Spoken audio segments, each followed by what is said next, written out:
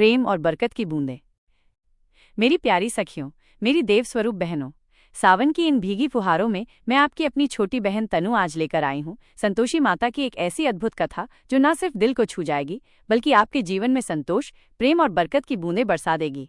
इस कथा में है सावन की हरियाली, शिव पार्वती का आशीष, लक्ष्मी नारायण की कृपा और विनायक चतुर्थी की झलक। तो चलिए बहनों, माँ संतोषी के चरणों में बैठते हैं और सुनते हैं यह अमूल्य कथा पूरे प्रेम और श्रद्धा से। शुभला की भक्ति और माँ संतोषी का आशीर्वाद। सखियों, सावन का महीना था।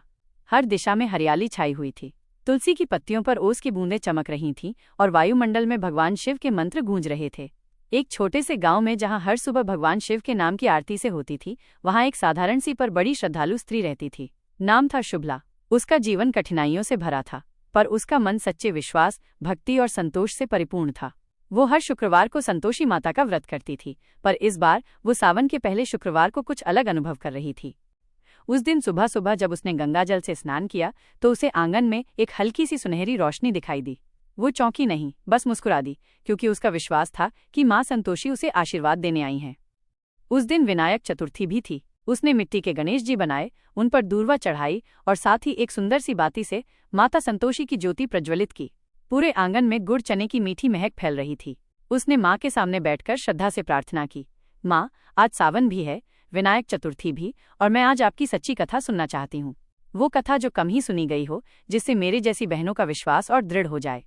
जैसे ही उसने आंखें मूंदी, उसकी चेतना किसी और ही लोक में पहुंच गई। वहां एक सुंदर वन था।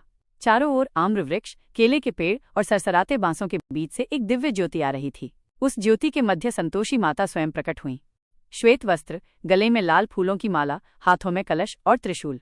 उनके चरणों में पार्वती माता और लक्ष्मी माता ने भी अपनी उपस्थिति दी। एक ओर भगवान शिव मंद मुस्कान में उन्हें देख रहे थे और दूसरी ओर श्री हरिविष्णु सुदर्शन लिए खड़े थे। छोटे से कमल पर गणेश जी भी मुस्कुरा रहे थे, जैसे आज सब देवी देवता केवल संतोषी माता की महिमा को सुनने आए हों। माता ने शुभला से कहा, तू मेरी सच्ची भक्त है और आज मैं तुझे एक ऐसी कथा सुनाऊंगी जिसे सुनकर न केवल तुझे लाभ होगा, बल्कि जो भी बहन इस सावन में इसे सुनेगी उसकी हर मनोकामना पूरी होगी। शुभला हाथ जोड़कर बैठ गई और कथा का प्रवाह माँ के मुख से स्वतः शुरू हो गया। रतनवती की कथा, धैर्य और विश्वास का फल। बहुत समय पहले की बात है। एक गांव में एक लड़की रहती थी। नाम था रतनवती। उसका विवाह अच्छे घर में हुआ था, लेकिन सास ननद उसे हर बात में ताना देती थी। पति भी काम की तलाश में बाहर चला गया था। रतनवती दुखों में थी, पर हिम्मत नहीं हारी। सावन आया और एक दिन वो तालाब पर जल लेने गई। वहां एक वृद्धा मिली जिनके हाथों में चने और गुड़ थे।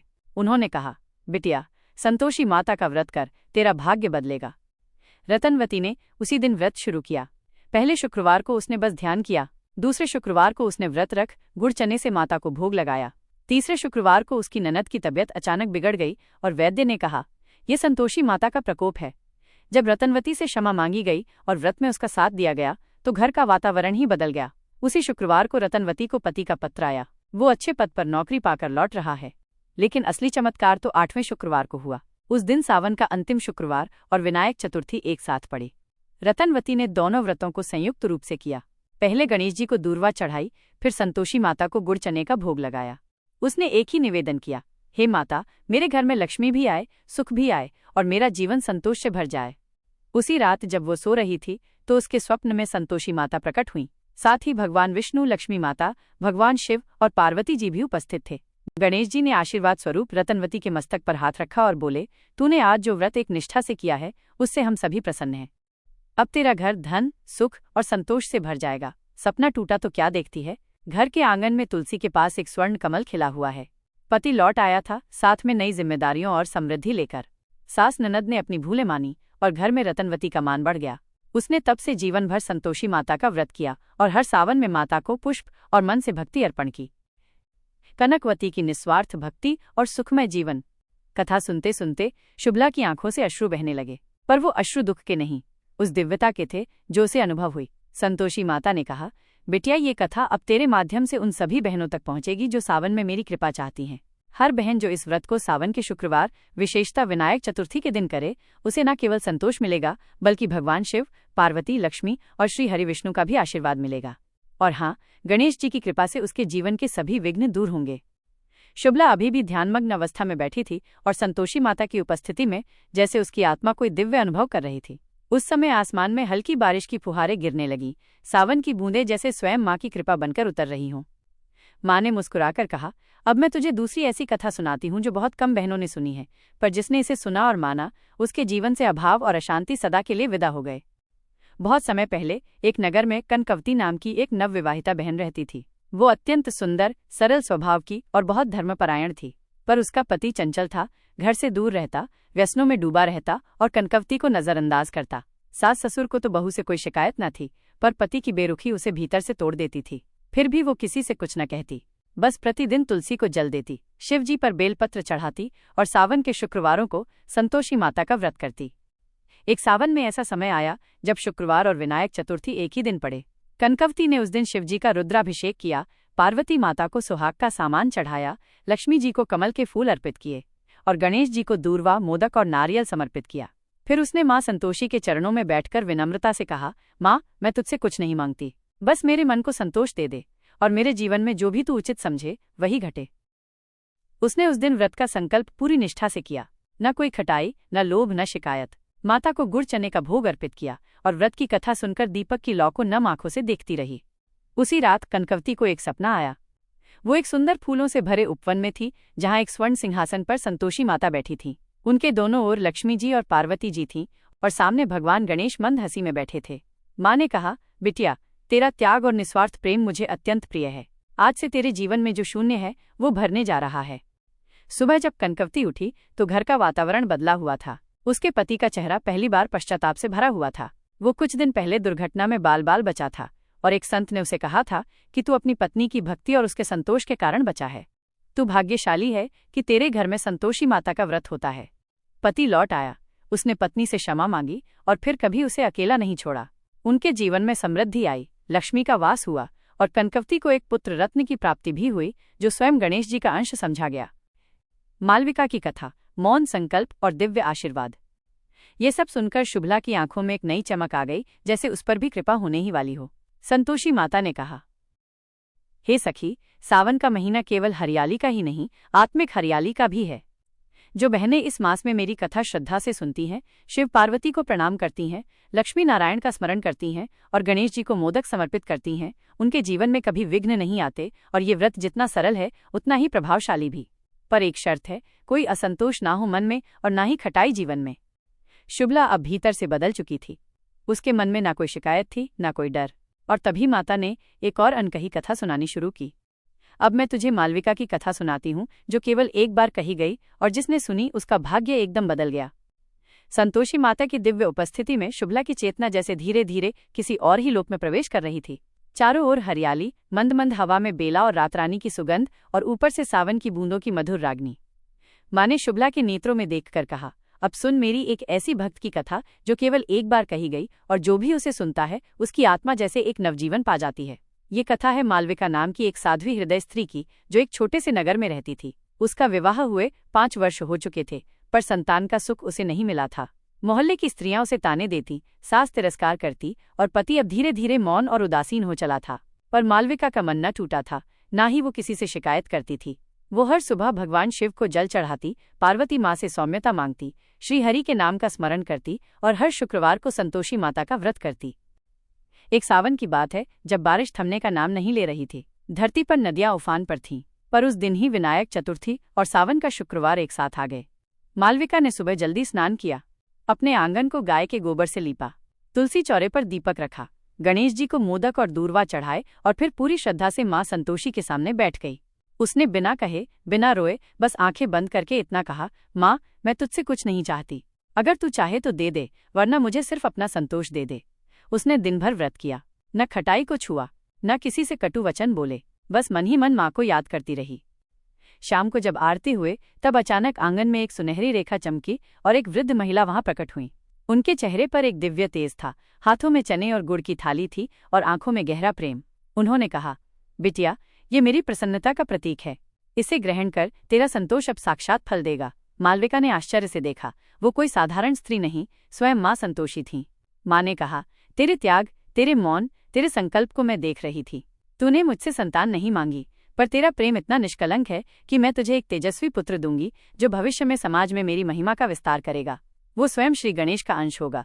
मालविका भाव विभोर होकर भूमि पर गिर पड़ी और वो दिन उसके जीवन की दिशा ही बदल गया। कुछ ही सप्ताहों में उसकी कोख हरी हो गई, पति में भी प्रेम लौट आया, सास का व्यवहार बदल गया और पूरे नगर में उसकी भक्ति की चर्चा होने लगी। जब पुत्र जन्मा तो उसके जन्म के दिन बादलों से धूप निकली और ऊपर आकाश में एक स्वर्ण आभा दिखाई दी, जैसे स्वयं गणेश जी आशीर्वाद देने आए हों। भावरी की श्रद्धा और अदृश्य कृपा। शुभला की आंखें अब छलकने लगी थीं। माँ संतोषी मुस्कुराकर कह रही थीं, हर सावन जब मेरा व्रत सच्चे मन से किया जाता है, जब खटाई नहीं, कटुता नहीं और कोई लोभ नहीं होता, तब मैं स्वयं अपनी भक्त के आंगन में उतरती हूँ। इस मास में शिव पार्वती की कृपा सहज मिलती है, लक्ष्मी नारायण का आशीर्वाद सदा बना रहता है और गणेश जी हर विघ्न दूर करते हैं। उस दिव्य वन में अब घंटे और शंख की ध्वनि सुनाई दे रही थी। तुलसी और केले के पत्तों से सजी वो भूमि, लाल चुनरी से आच्छादित मंदिर और माँ की करुणा से भरा हुआ वातावरण, ये सब जैसे एक संदेश दे रहा था। सावन में संतोष और श्रद्धा, यही सबसे बड़ा संकल्प है। और फिर माँ ने कहा, अब मैं तुझे एक और कथा सुनाती हूँ, जो एक साधारण बहन के जीवन को संतोष की शक्ति से राजयोग में बदल गई थी। संतोषी माता की वो दिव्य मूर्ति अब और भी तेज प्रकाश से आभाक्त हो गई थी। उस प्रकाश में शुभला जैसे किसी और ही लोक में थी, परंतु उसके मन की एक एक बात स्पष्ट सुनाई दे रही थी। चारों ओर हल्की वर्षा की बूंदें अब मंदिर की घंटियों के स्वर के साथ तालमेल में नाच रही थीं। माँ संतोषी ने कहा, अब सुन बिटिया, एक साधारण बहन की ऐसी कथा जिसमें ना धन था, ना सास का स्नेह, ना पति की छाया, पर थी तो बस श्रद्धा और संतोष, और वो ही बना उसकी सबसे बड़ी शक्ति। उसका नाम था भावरी। एक छोटे से गांव में वो अपने मायके में रहती थी। विवाह के बाद कुछ ही महीनों में उसका पति किसी दुर्घटना में लापता हो गया था। सबने मान लिया कि वो अब विधवा है। सास ससुर ने मुंह मोड़ लिया, ससुराल के दरवाजे बंद हो गए और मायके में भी उसे बोझ की दृष्टि से देखा जाने लगा। पर भावरी अपने भाग्य को कोसती नहीं थी। वो हर शुक्रवार को चुपचाप तुलसी को जल देती, संतोषी माता की पूजा करती और वही एक बात कहती, हे माता, तू जो चाहे कर, पर मेरा विश्वास न तोड़ना। फिर एक दिन आया। सावन का तीसरा शुक्रवार था और उसी दिन विनायक चतुर्थी भी थी। आकाश में काले बादल थे, बिजली चमक रही थी और आंगन में केले के पत्तों पर पानी की बूंदें झर रही थीं। भावरी ने घर के सबसे कोने में एक छोटा सा मंदिर सजाया, तुलसी की पत्तियों से, बेल पत्रों से और एक छोटी मिट्टी की माँ संतोषी की मूर्ति से। उसने गुड़ और भुने चने का भोग बनाया। घर की पुरानी थाली में जोड़ी गणेश जी के सामने दूर्वा चढ़ाई और फिर माँ के सामने बैठ गई। उसने उस दिन व्रत करते हुए किसी से एक शब्द तक नहीं कहा, न शिकायत, न व्यथा, न इच्छा। उसके मन में बस एक मौन याचना थी, हे माता, यदि तू चाहती है तो मेरा जीवन फिर से संवर सकता है। रात को जब उसने संतोषी माता की आरती की तो उसकी लौ बार बार हवा से बुझने लगी, पर भावरी हारी नहीं। उसने अपनी चुनरी से दिया ढका और तब तक आरती करती रही जब तक शंख की ध्वनि से सारा आंगन गूंजने न लगा। उसी रात जब वो सो रही थी तो स्वप्न में उसे एक पर्वत दिखाई दिया। उस पर्वत पर भगवान शिव तपस्यारत थे। पार्वती माता ने अपने आंचल से उसे आशीर्वाद दिया और गणेश जी ने उसके माथे पर हल्दी से शुभ लिखा। तभी संतोषी माता प्रकट हुई, लाल चुनर में, हाथ में अमृत कलश और चने की थाली। उन्होंने कहा, बिटिया, तेरा धैर्य मेरी सबसे प्रिय भेंट है। तू अब चिंता त्याग दे, तेरा जीवन कल सुबह से ही बदल जाएगा। सपना टूटा तो सुबह सुबह ही दरवाजे पर दस्तक हुई। बाहर गांव के मुखिया खड़े थे। उन्होंने कहा, बहन, तेरे पति की खबर आई है। वो जीवित है और पास के नगर के मंदिर में भिक्षु की सेवा में थे। उन्होंने आज ही गांव आने की इच्छा जताई है। भावरी को विश्वास नहीं हुआ, लेकिन जब दोपहर में उसका पति वाकई दरवाजे पर खड़ा था, आंखों में पश्चाताप और हृदय में परिवर्तन लेकर, तो उसका मन भर आया। सास ससुर भी लौट आए और घर में फिर से दीप जल उठे।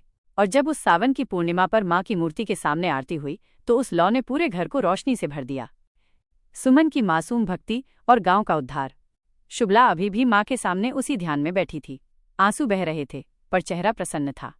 माँ ने फिर कहा, हर बहन जो सावन में मेरे व्रत को प्रेम, धैर्य और संतोष से करती है, उसके जीवन में हर बाधा हट जाती है। शिव पार्वती उसकी रक्षा करते हैं, लक्ष्मी नारायण उसे वैभव देते हैं और गणेश जी उसके जीवन से हर विघ्न हर लेते हैं। माँ का स्वर अब धीमा हुआ और उन्होंने कहा, अब मैं तुझे एक अंतिम कथा सुनाऊंगी। वो कथा जो एक बच्ची की भक्ति से शुरू हुई और पूरे गांव को मेरी कृपा में डुबो गई। संतोषी माता की कृपा अब जैसे शुभला की आत्मा में समा रही थी। माँ ने अपने हाथों से आशीर्वाद का संकेत दिया और मुस्कुराकर बोली, अब सुन मेरी वो अंतिम कथा जो एक नन्ही बालिका सुमन की भक्ति से आरंभ होती है और पूरे गांव को मेरे प्रेम में सराबोर कर देती है।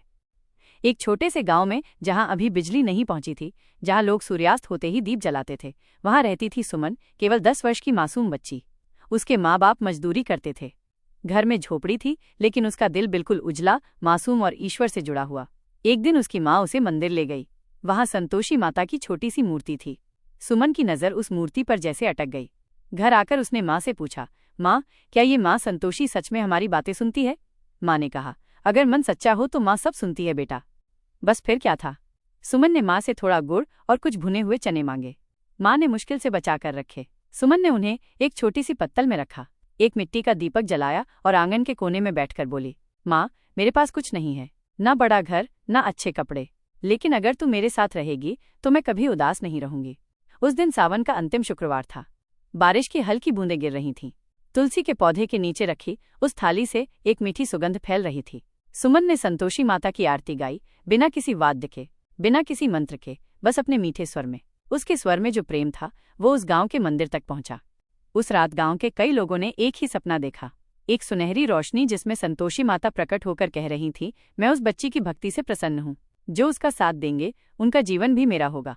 सुबह होते ही गांव में चमत्कार होने लगे। कुएं का सूखा पानी भर गया, बीमार बच्चे ठीक होने लगे, और सबसे बड़ा चमत्कार, सुमन के पिता को दूर शहर से नौकरी का बुलावा आ गया। जब वो पैसे लेकर लौटे तो सुमन ने माँ से सिर्फ एक बात कही, माँ, अब हर शुक्रवार को हम सब मिलकर माता की पूजा करेंगे ताकि किसी और के जीवन में भी रोशनी आ सके।